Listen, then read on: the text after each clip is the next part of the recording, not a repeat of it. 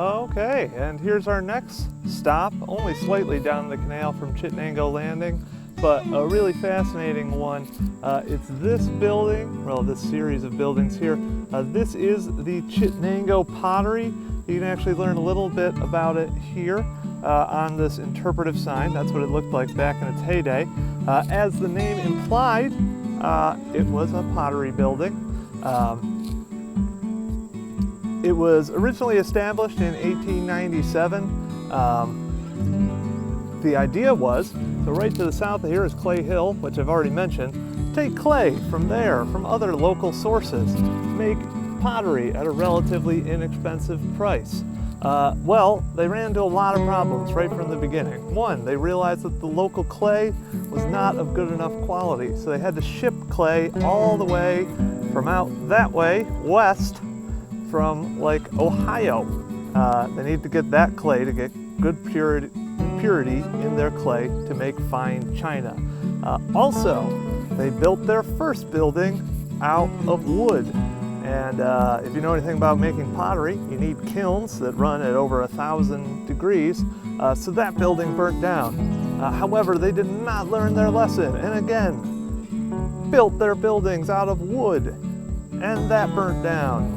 Until eventually they figured it out, built these buildings of brick, which did not burn down. Sadly, they were quite expensive to build, as had been the other two buildings, and so was shipping that clay down the canal all the way to here.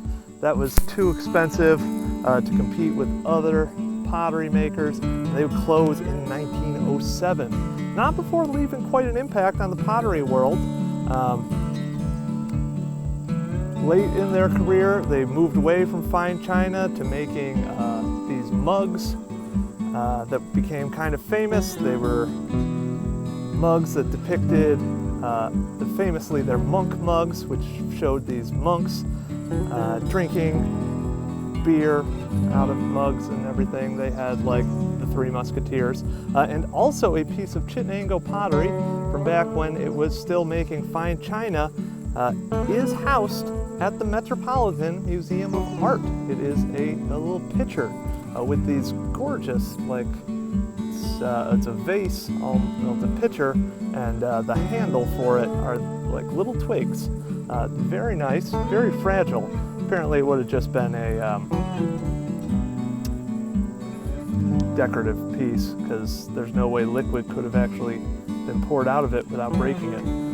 So that's Chittenango Pottery. You can see the smokestacks aren't there, nor is the water tower, but you can still see the general outline of it, and it is presently being restored.